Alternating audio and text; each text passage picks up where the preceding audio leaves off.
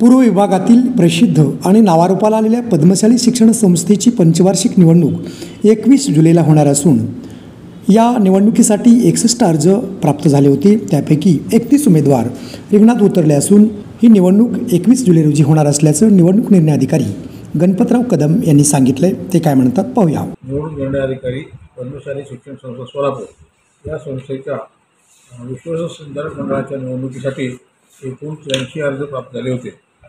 तर 83 अर्जापैकी 9 अर्ज नामंजूर झाले, रिजेक्ट झाले, राहिले 74।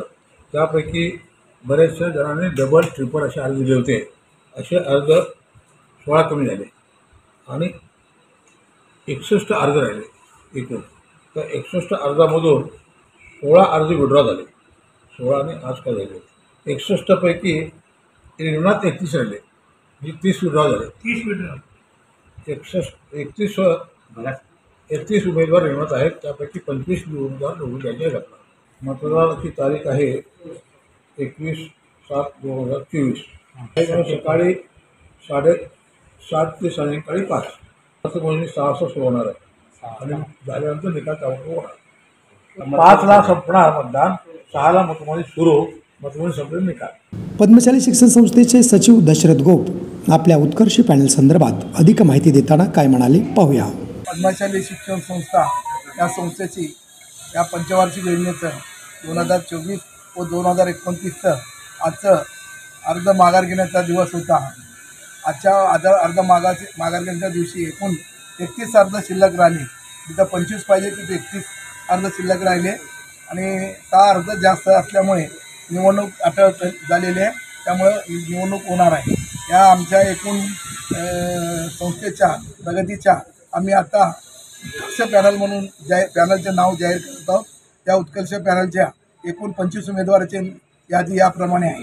दशरथ गोप, श्रीनिवास कोंडी, नागनाथ गंजी, अशोक चिलका, दिनेश यन्नम, श्रीधर चिट्याल, संगीता इंदापुरे, विजय गुल्लापल्ली, व्यंकटेश अक्केन, मल्लिकार्जुन सरगम, पांडुरंग गिड्डी, रमेश बोद्दोल, प्रभाकर अरकाल, श्रीनिवास ख्यातम, गोवर्धन कमटम, श्रीनिवास गड्डम, रामदास हिप्पाकायल, दत्तात्रय यन्नम, नागनाथ श्रीरामदास, नरेश श्रीराम, श्रीनिवास जोग, मधुकर कट्टा, हरीश कोंडा, गणेश गुज्जा व अंबादास गज्जम या 25 जणांचे एकूण उत्कर्ष पॅनल म्हणून आम्ही आज जाहीर करत आहे।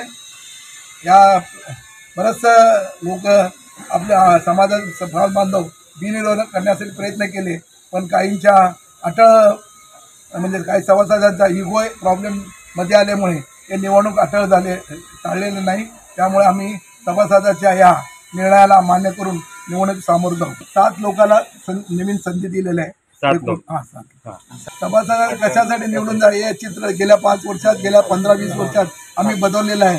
त्यामुळे तुम्हा लोकांना बी माहिती आहे आणि सभासदांना माहीत झालं आहे। त्यामुळं आम्ही एक 7-8 उमेदवारांना नवीन चेहरे देऊ शकलो। यापुढे बी असंही होत राहील, प्रत्येक वेळी जुने नवीन मुळंच संगम होत राहील। याची विरोधक म्हणण्यापेक्षा आपलेच समाज बांधव सभासद कल होता त्यांचा, असं काय नाही। सर्वांनी चांगल्या प्रकारे आपल्याला सहकार्य करत होते, पण काही सभासद त्याचं अटळ तटून बसल्यामुळे नाईलाजाने ते उमेदवार बरेचसे उमेदवार आम्हाला सहकार्य केलेत।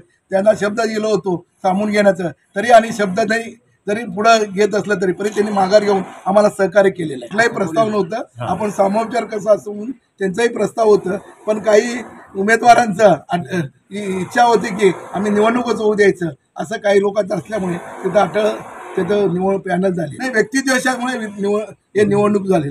समाजाच्या नावावर त्यांना काय येणं देणं, व्यक्तिद्वेष हा प्रकरण होत आहे यावरनं मला कळतं। पुढील 5 वर्षात प्रगती आपल्याला दिसेलच। म्हणजे अनेक त्या गेल्या 5 वर्षात आम्हाला 3 वर्ष कोरोनाचं याच्यामुळे मिळू शकलं नाही। 2 वर्षात आम्ही बरंचसं प्रगती केली आहे। पुढील 5 वर्षात सुद्धा आम्ही बरंचसं प्रगती तुम्हाला दिसून येईल। नवीन प्रकल्प, नवीन जे जुने इमारती आहेत त्या नवीन इमारती उभा करून आणि नवीन शैक्षणिक धोरण यावर्षीपासून CBSE त्याप्रमाणे अनेक शैक्षणिक धोरण आम्ही राबवू असं मी आणि ज्या सभासदांना आता संधी मिळाली नाही, ज्याने खरोखरच आम्हाला सहकार्य केलं, त्यांच्याबद्दल आम्हाला फारच हे त्याबद्दल आमच्या प्रशासनावर त्यांनी विश्वास ठेवून जे विश्वास दाखवले त्याबद्दल मी त्यांचा सर्वांचा आणि समाज बांधवांचा मी धन्यवाद होतो। ज्यांना संधी मिळाली नाही त्यांना पुढच्या वेळी बी परत संधी मिळेल अशी ग्वाही देतो। आहे.